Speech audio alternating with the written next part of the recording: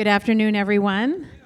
Welcome to the National Shrine of Our Lady of Good Help and the second annual Knights of Columbus Vince Lombardi Council Rosary Walk at Champion Shrine and Family Day at Champion Shrine. It's wonderful to see families joining us today here at home with Mary at America's Marian Apparition Site. I'm here today to introduce Marion Mulhall, who is a pint-sized powerhouse, who organized the world's first ever global Rosary Relay.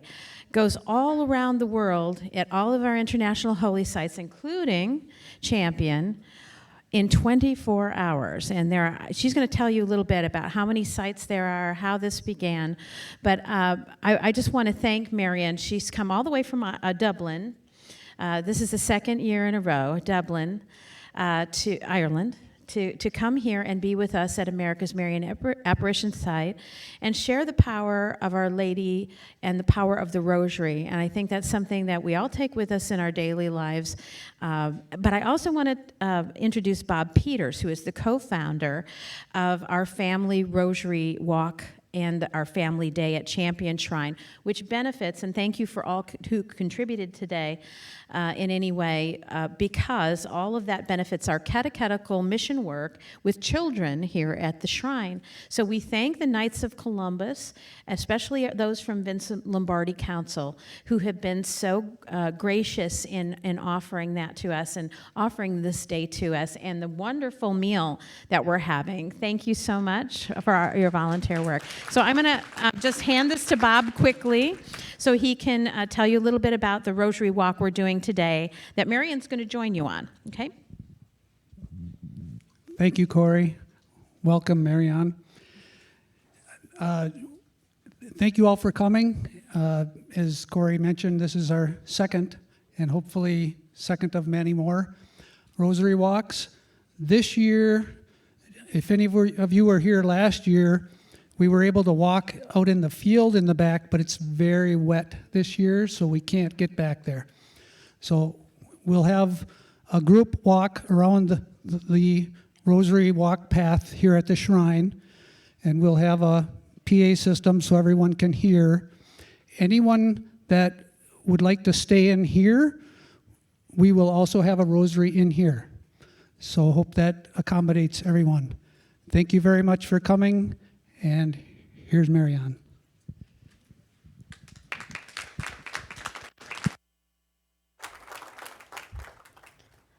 Now, can you hear me? Yeah? Everything good? Because sometimes sound doesn't travel as much as it should. I think it's where it's played. Yeah? Can you hear me a piece better?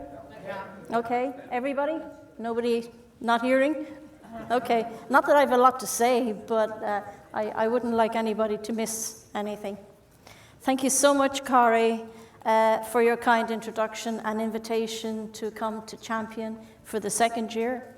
I was extremely excited year one last year, and when I came, there was none of this beautiful building, church existed. And I come back this year, 1 year only on, and I go, wow, my God, what can be done when Our Lady gets full steam behind it? It's truly, truly beautiful and a great credit to everybody who has made it happen. So yes, I'm Marion, and I'm from Dublin in Ireland. And there's two little gems that I'm just going to share with you as a thought to remember as I talk with you. Is that my background is in advertising and communications. I'm a creative director. I also, when I was 2 days old, and I had nothing to do with it, I can assure you, I was blessed by Father Patrick Peyton. So I think that has had a big influence on my life, unbeknownst to me completely. So there's two little things to remember because they're important parts of the story, okay?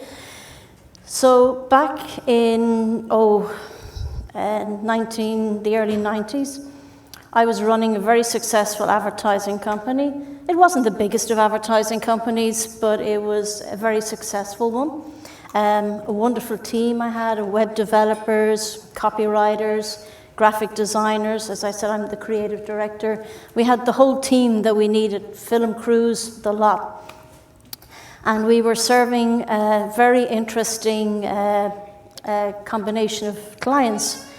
Our main thrust was the bloodstock industry, whereby we supported the Irish bloodstock industry, which is known worldwide, for the beautiful horses that we have that are exported everywhere, even a lot here to the States. But it was just so interesting, so beautiful to be with nature all the time out on these beautiful stud farms. And as I said, supporting these beautiful people in, presenting their stud farms on a national and international scale, and also then with the racetracks, with the flat racing and the jumps that we have in Ireland. I don't think you have it here. So, as I said, everything couldn't be better. It was just perfect. But deep within me, as a lay Carmelite, I was saying, well, hold on a minute, like I'm a creative director, I'm an artist, I'm a lay Carmelite. Gosh, I wonder, is there something that I can do to make a little bit of difference in the world for good? And then I forgot all about it. So a couple of years on from that, I was made aware of a particular retreat that was taking place in Ireland, and I had no intentions of going to it whatsoever, but I was invited to that local area by one of the bishops, literally the day before the retreat was due to begin. So I said, you can't say no to the bishop, so I had to go, and that was it. I said, yeah, I'll be there, fine. So I ended up on this retreat, and as I was being prayed with right before the Blessed Sacrament with the late Father Kevin Scallon, some may have heard of him, I don't know, but he travelled the world with Sister Breach McKenna. So Father Kevin was praying with me, and as he prayed, as clear as you can hear any human voice, I heard literally from Jesus speaking to me, like Blessed Sacrament, well, it's the Lord. And I heard, promote the priesthood at any price. And I go, gosh, Lord, you're some character. You managed to get me like by the back door to come to this retreat. And now you wanted to share this with me, to promote the priesthood at any price. And I said, promote the priesthood makes a lot of sense to an advertising person. And that's why I mentioned that to you. But at any price, I kind of, I don't know what this is going to entail. So I was very excited, but I didn't really know what it meant at all. So I spoke to Father Kevin afterwards, and he said, now, Marion, you see why the Lord wanted you to come to the retreat. I said, yeah, I do. But I said, what am I to do? I don't know. And he said, look, don't worry, you will be led. So, that was fine. I took it as it was. That's the way I think with things. So I came back to Dublin, came into my advertising company, as I said, on the Monday. And my staff said to me, they said, good God, what happened to you at the weekend? And I go, well, nothing really. They said, come off, no way. It's written all over you that something happened. And I said, well, yeah, I kind of did. Well, I said, are you going to tell us, or are you going to keep this a big secret from us? And I said, no, I'll tell you exactly what happened. I said, and I told them what I've just shared with you. And they went, oh gosh, are you going to fire us all and go off and follow the Lord's call? And I said, no, I'm not. And I said, when the time comes, I have to discern this. I mean, this was only like a few days prior. So it needs to be discerned in terms of what the Lord has in mind of the path that I should journey upon. And so, I explained to them, and I said, look, when the time comes for me to make a change, I promise you I'll get you the best jobs in the top advertising companies. And go, yeah, that's fair enough. Will we get a rise from them? I said, I don't know, you probably will. So it was, so I said, look, don't worry about it, guys. I'm not going to make any changes overnight. I'm going to give it time. And but the next morning when I came back to the office, they said to me, Marion, we actually really want to talk to you. And I go, they're going to think their boss has kind of, gone a little bit off the rails here. And So we sat down and we said, listen, we have come up with a suggestion that when you make the change to follow this call that you've received, can we actually go freelance? And I said, well, that's a brilliant idea, because that means I have the team with me, that we've known each other for a long time, and that would make things a lot easier, but it meant that they could take on a lot of other projects and even work in other ad agencies if they wished, but that I had them when I needed them, which was perfect. So as I was journeying around, bishops began to hear about this call, and I was meeting more and more priests, and the more priests that I met, I just went, good Lord, the world need to know more about the dignity, beauty, and the gift of the priesthood of Jesus Christ. So we've got to start trying ways to make it happen and use our advertising gifts and talents to do so. So one of my first port of calls was to the Vatican. I had already known some of the bishops there, but the Congregation for Clergy. And I went and I met with them, and I said, look, I don't understand as a layperson as to why there isn't one day in the entire year when the world, everybody of all ages, of all cultures, of all backgrounds, can actually join together as one family and pray for priests. He said, oh, but Miss Mulhall, we have Holy Thursday. And I said, Your Eminence, that's not what I mean. I mean, that's especially for priesthood. That's when Jesus instituted the Eucharist. And I said, I just mean a day somewhere else throughout the year. So I came back to Dublin, kept in communication with the Vatican, with the late John Cardinal Foley, who we became very good friends. And so, you know, this was going on all the time, and I was saying, I was waiting for a sign or a signal to do something, because I didn't have any authority to do anything. But in 2002, St. John Paul announces that the Feast of the Sacred Heart going forth is to be the World Day of Prayer for priests. And I went, brilliant, we're away. And he wanted it to be held on the Feast of the Sacred Heart. So I said, well, somebody was listening somewhere. So he announced it one day, but it was happening the next day. So there was very little that anybody could do. But the following year, we launched a national advertising campaign in Ireland, the first ever, for a day of prayer for priests. So this was our springboard. So over the years then, each year a theme would come from the Vatican, and we would run an ad campaign in conjunction with it. We obviously had built a website, worldpriest.com. It's still our website if anybody wishes to go visit it. There's a lot of information there. But what we were trying to do was to support and affirm priests in their priesthood, so that they would find material there that would be a good resource, good material, good subject matters. Now, there's lots of things we want to do and need to do, but we have to wait until we're gifted with the means to financially actually make that happen.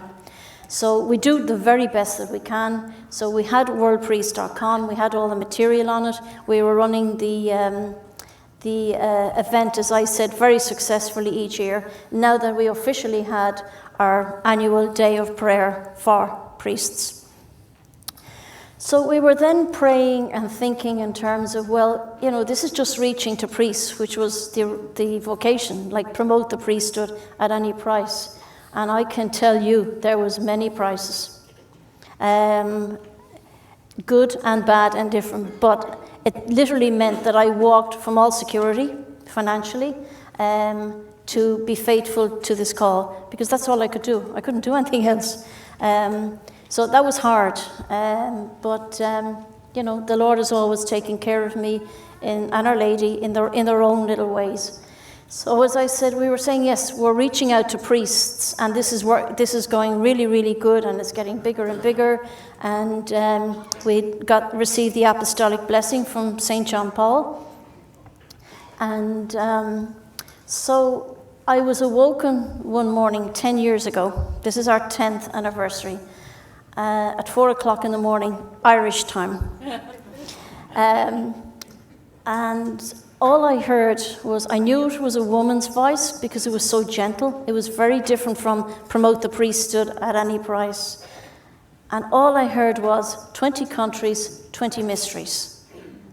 And I'm saying, good God, it's 4 o'clock in the morning. I don't know what time it is where you are, but I mean, hold on a minute.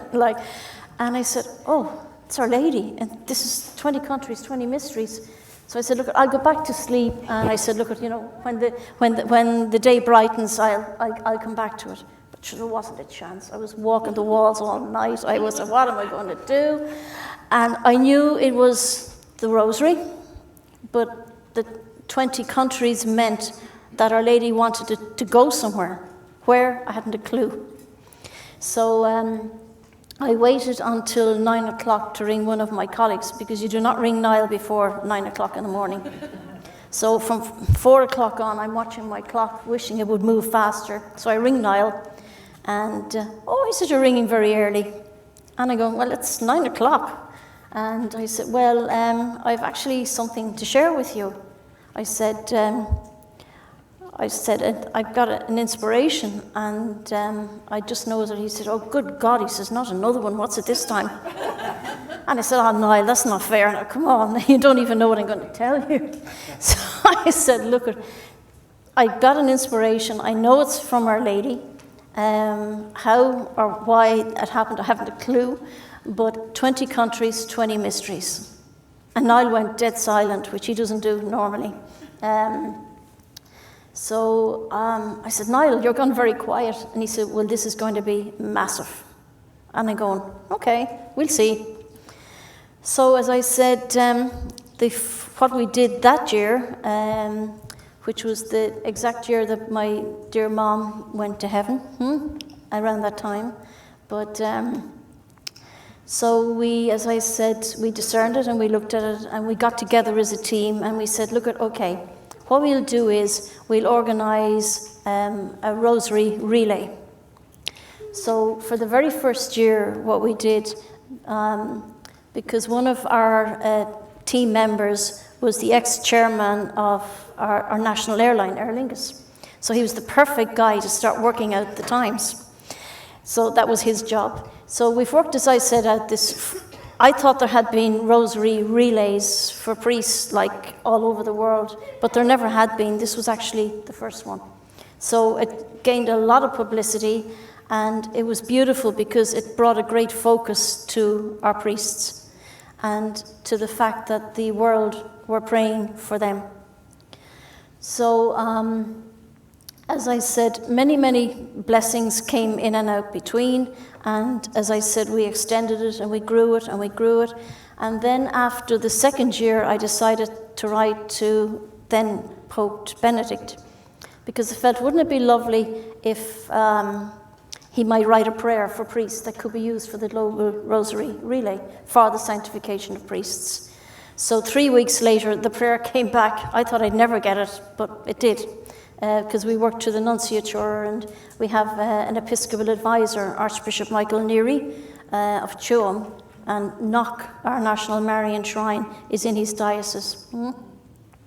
So as I said, you're probably wondering, how does this work? So we picked, for the first year, 24 shrines dedicated to Our Lady, and Champion was in there at the very beginning. And on a time set, they prayed a particular mystery of the Rosary, and that went around the world to the 24-hour clock. So it was a spectacular success, and everybody was talking about it. So as I said, we kind of felt, well, we've done it, and that's it, that's year one. But everybody said, hold on a minute, no, this is here to stay. This ain't going nowhere. So we had to try and get more volunteers to come in to start helping out in different aspects of it. And what happened was, the very first year, I think it was actually Los Angeles where the relay started. So they would have prayed the joyful mysteries and then spiritually sent on to the next location. And this rolled out right throughout the whole day. So kind of short-circuiting a little piece to this year, where it was the 10th anniversary. It's hard to believe. It only feels like about a week, but yet 10 years have gone. I don't know how. I'm sure you've experienced something similar like that. But, when you're working for the Lord, it's timeless. So as I said, we find ourselves with the 10th anniversary, and good Lord. So what happened this year, by 25%, the relay has been growing every year.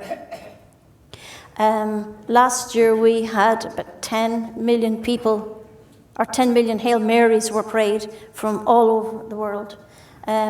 We have some particular locations that are very, very exciting indeed, and one of them is Pakistan. Pakistan this year had well over 500,000 people joined in the Global Rosary Relay. It's nearly 85% of the entire Catholic population. So you're probably wondering, how did we get into Pakistan? Well, we didn't. But Our Lady sent us a lovely gentleman who emailed me last year, 2 days before the relay began, to say, look, I'm very upset, he said. And I felt like saying, what's got you so upset? That the Rosary Relay was not in Pakistan. And so I emailed him back and I said, well, do you want to bring the relay to Pakistan? And of course he came back, absolutely. So I sent him all the promotional material, because being advertising people, we supply every prayer location with posters, promotional material, prayer cards, everything that they could possibly receive in order to have a very successful Rosary Relay at their particular prayer location, wherever that may be. So I sent everything off to this lovely gentleman, and then I put everything down. I said, good God, what have I just done? I don't even know who this guy is. I haven't a clue who he is. He could be anything or anybody. And I went, Niall and Dermot are going to have a canary when they realise what I've actually done. And there was nobody around. Everybody was away at conferences. They were out of the country. And I said, oh God, I have a problem here. I don't know what to do with this. So I put everything down and I went into prayer and I asked Our Lady, I said, look, I have a big problem here. I don't know what to do. Should I run with this guy? Should I not? I don't know anything about him and I have no way to check it out. So I just felt this incredible peace come over me, and I said, that's it, we're going with it. So this same guy this year brought in well over 500,000 people at 47 single prayer locations all over Karachi, and up north in Lahore and up to Punjab, and he's just incredible. He drove 3.5 hours outside of Karachi in very high temperatures, in a dust storm, to go out to one specific priest that he wanted to make sure that this priest and their parishioners were part of the Global Rosary Relay. Isn't that something? He's a super guy. He's just very committed to his faith, young married man. So he gets all his family, his colleagues, his friends, everybody is involved in this Global Rosary Relay. So I still haven't told you how exactly it works, but this year it began in Korea, in Seoul in South Korea. You see, Our Lady keeps sending us representatives, because we can't be everywhere. I certainly can't. So it's wonderful how she's gifted us with these exceptional people in Guatemala, in literally all over the world.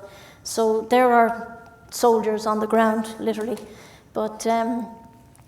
But last year, because of what Pakistan had achieved, we did award them with the, we award a prayer location who have outdone themselves in involving their whole country and using social media, TV, radio, all the communication networks to achieve a heightened awareness. Because you see, wherever you are, like on Global Rosary Relay Day, we're talking about Pakistan at the moment. Everybody in Pakistan can join in. They don't have to be at their local church. They can be with their families. If they're in the workplace, they can be. And the same applies to everywhere. But we'll stay with Pakistan for the moment. And that is the beauty of the relay. And this is where Father Peyton comes into the picture yet again. Is that he always said that the family who prays together stays together. And when you just think back what Our Lady is doing with her Global Rosary Relay, It's not me or any of our team. It's Our Lady's. It's her rosary. It's her idea, and it's for her priests. So we claim absolutely no credit other than working as hard as we humanly possibly can to make it as big as we can for her. And as I said, so this year Pakistan have won the award for the second time. I think they're the first prayer location ever to win the award for a second time. But it was quite amusing last year because Naveed presented the award because he's our world priest representative, and he was actually on the Pakistan cricket team, like the international cricket team. So he's quite a guy. So as I said, he was presenting to Cardinal Quds, and Cardinal Quds of Pakistan said, like, why am I receiving this award? I wasn't even here when the relay was on. And he goes, oh, I suppose I'm the Cardinal of Pakistan. I am the person to receive it. So everybody was amused. But I mean, you know, just look what Our Lady is doing with Pakistan. Like, that's 80% of the entire Catholic population. And as I said, God only knows the good that is doing. You know, there's no way of measuring it. We don't want to do that. It's prayer, and it's personal, and it's private, and we let it go. But as I said, so yeah, that's an example of Pakistan. And the same would apply here in Champion. Like, people joined in the relay here at the appointed time. So anybody in the whole of the United States could join with their national shrine and join in prayer, wherever they were.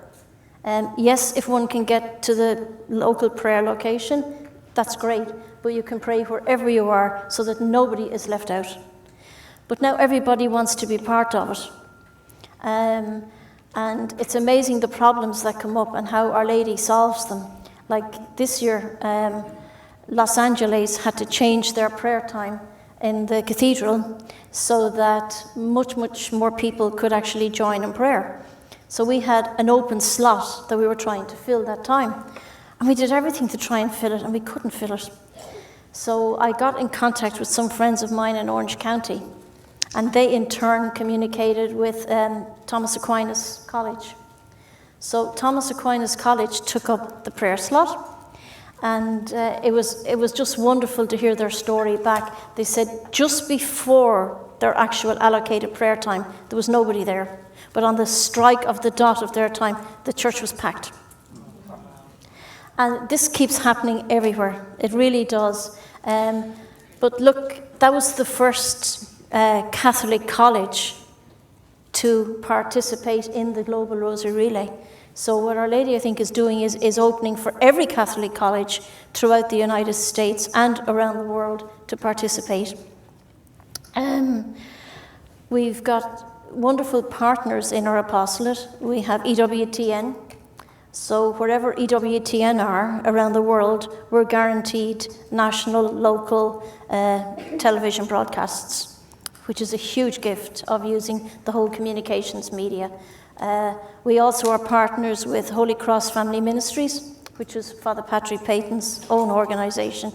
And as I said, as you all know, his cause for canonization is getting closer and closer. So I hope we'll all pray that will happen.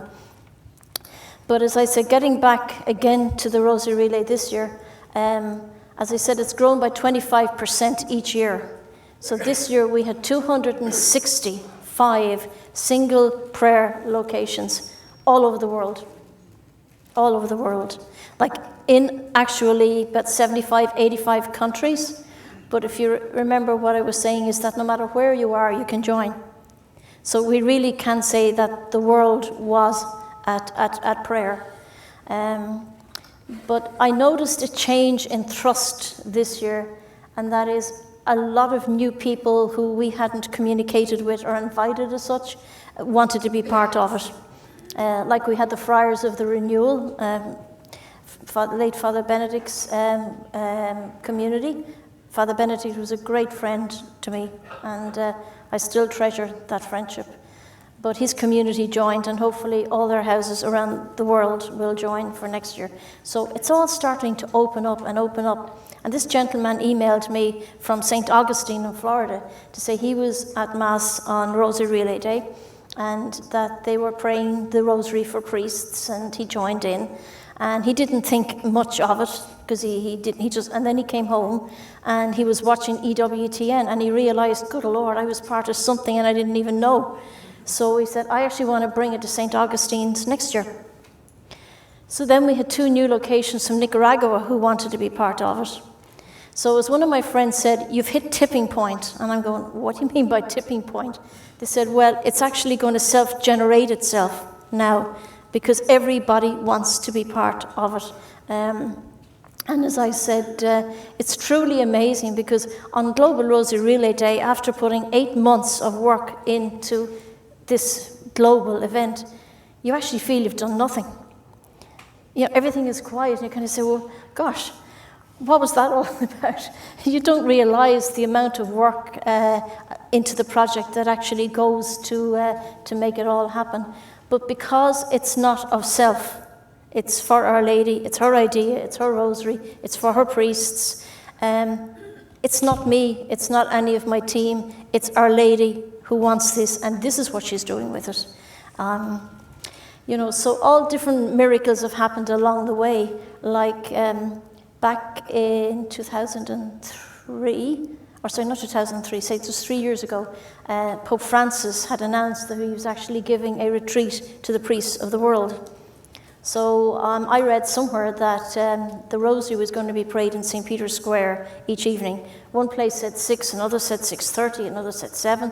So I got on to the congregation of clergy, to my friends, and I said, listen, Father Kevin, what time is the rosary being prayed in St. Peter's Square? 6 o'clock. He says, why are you asking? He says, you don't ask questions, and then there isn't a tsunami that comes after. What is it that you're up to? No, I said, I'm not really up to much. Come on, he said, tell me, what is it? No, I said, all I want is, why can't people in St. Peter's Square not be told that they're part of this Global Rosary Relay? Oh, he said, you need to get on to the congregation for the new evangelization, to Father Gino, a lovely American priest, so I did. And as a result of that, World Priest partnered the Pontifical Council for the new evangelization in the retreat that Pope Francis was giving to the priests of the world. So we designed posters, promotional material in all the languages, and sent them all to the Pontifical Council. And they posted it and they pushed it out and everything. So it was a joint event. I mean, good Lord, here we are, like partnering a Pontifical Council in the Vatican with the Rosary Relay. And I went, oh, cripes. So so Niall and 2 of my other directors we're not-for-profit in Ireland and in the United States. So we have a team in Ireland, and we're working on teams here in the US to build it up even more. So anyway, the 3 of us went out because the Rosary Relay was closing that Jubilee retreat for priests, so we said we kind of need to be there. So we went out anyway. So we just arrived in Rome, and Father Gino calls me, and I said, oh, don't tell me you have a problem. Oh, no, we don't have a problem at all, no. And I said, why are you ringing me? Oh, he said, I just wanted to tell you you're going to be meeting Pope Francis on Friday morning. And I said, you can't be serious. I said, Father Gino, come on, I'm Irish, but I'm not that stupid. Like, you know. And he went, literally, so I said, what do you want me to do? He said, will you just meet me? And I knew exactly where he meant, at St. Peter's Square at 7 o'clock in the morning. So that was fine, and I went along. I was just overwhelmed with joy. I hadn't even brought the proper kind of clothing or fashion or whatever to meet a pope. I was ready for TV interviews and all that kind of thing with the Vatican Radio and EWTN. So, but I was okay. It worked. It was fine. I happened to have one piece that was perfect. So I went along anyway, and it was right outside. It was like St. Peter's Basilica was there, and like I was here just right beside Pope Francis where he was celebrating Mass. And here's all these bishops and cardinals and priests, and I'm the only woman in the middle of them all. And they're looking at me and kind of say, what's she doing here? Like, so I don't know. So that's where we were. And after the Mass, there was about 12 people who had a one-to-one time with Pope Francis. And I couldn't believe it. Because number one, it was on the anniversary of Father Patrick Peyton. It was the 3rd of June. Secondly, it was such an incredibly special day because it was Global Rosary Relay Day. Like, I mean, there's 365 days in the year, But Our Lady decides to fix it that on her Global Rosary Relay Day, that I have the huge gift of meeting Pope Francis. Sure, I mean, I lost the plot. I mean, literally, I was in another world for I don't know how long. So we had a lovely exchange, and I just felt so incredibly blessed by that. So we were told to keep the Holy Father informed as to how the apostolate is expanding and growing and growing. So we're doing that all the time. We also, back a number of years ago, I would have spoken at the US CCB conference in Washington, D.C. So the American bishops are aware of what we're doing as well. So I'm so grateful to Corrie to give me the opportunity here at the shrine. It just means the more people who know about the Global Rosary Relay, the more people can actually join in prayer and spread the word. So what I have done is Corrie's left posters out in the hallway. So that's our poster for 2020. Because ironically enough, Our Lady said the 20 countries, 20 mysteries, and next year is the year 2020. So I wonder what's in store. And then on the back, there's just a short mission statement of the World Priest Apostolate, and then there's just some simple pointers as to how you can promote a rosary relay in your local parish, in your local church. We have approval from our Episcopal advisor, and Pope Francis now knows about it. So when some people will say, I don't know, we have to go and speak to our priest about this, and who are you guys, and whatever. I'm saying, look, here's the endorsement letter, here's the prayer that Pope Benedict wrote, and I give them all the plus, and they go, I'm so sorry, I shouldn't have asked that question. And I go, it's perfectly okay, you're not aware of exactly, what it's all about. So it's very exciting dealing with all the cultures, all over the whole world. But this year we were specifically praying that we would get into each of the states in the US. We had this game plan to get all the 50 states. We got as far as 37. So we're putting plans in place next year that we will be able to get into every single state within the United States, which would be fantastic. Because as each state or each prayer location in any one of the states is praying, they're praying for the whole of the United States. So we're trying to do our best, as I said, and make it as good and be as faithful as possible to, to say thank you to Our Lady for the gift that she has given us. But it's a lot of work. It's a heck of a lot of work. And you can't let any second go amiss. Something needs to be done all the time because it's so important. And it's only as the years roll in that we see the difference that, we don't see it, but we believe the difference that her Global Rosary Relay for the sanctification of her priests is making worldwide. So thank you so very, very much. I hope I haven't kept you too long. Thank you.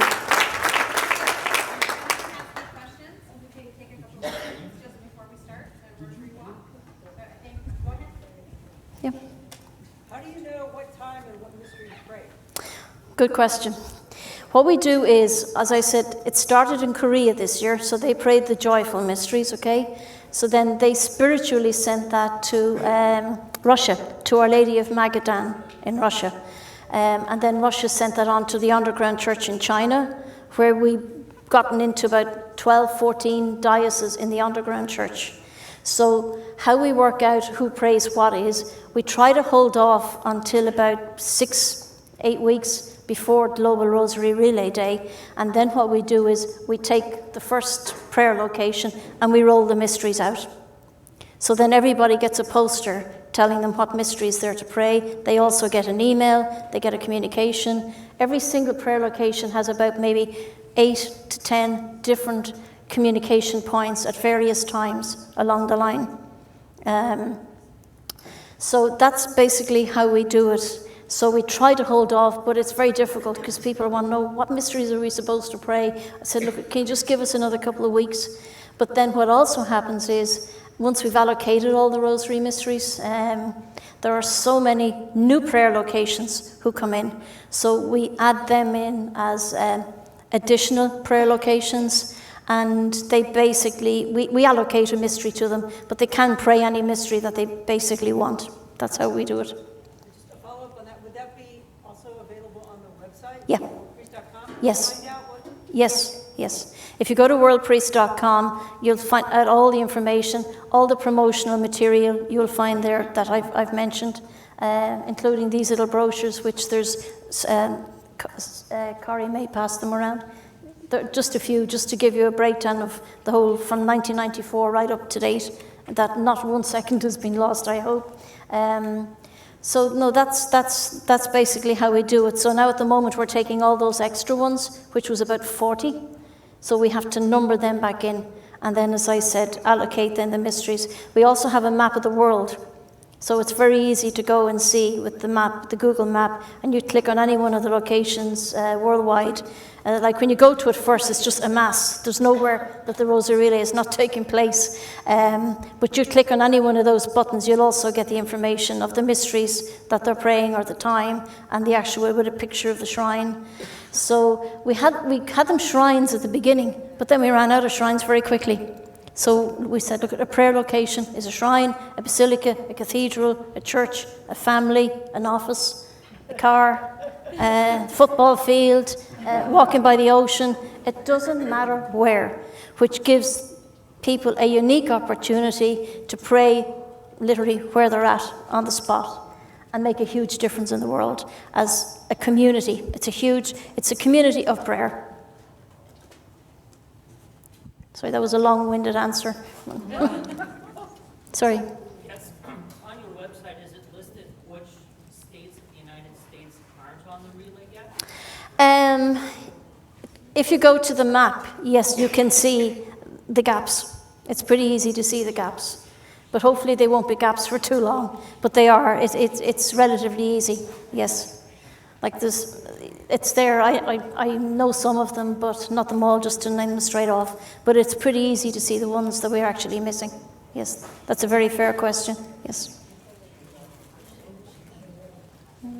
Any more questions? All right. I'm going to hand this over to Bob, but I just want to make you aware that the posters are going to be here, and we're going to go out and get the brochures as well. So if you'd like to take one for any of your parishes, I know a lot of you are from here, but there are many from out of state who are coming to the National Shrine. We would be happy to share these with you, and we are definitely happy that Marion was with us. Thank you very much.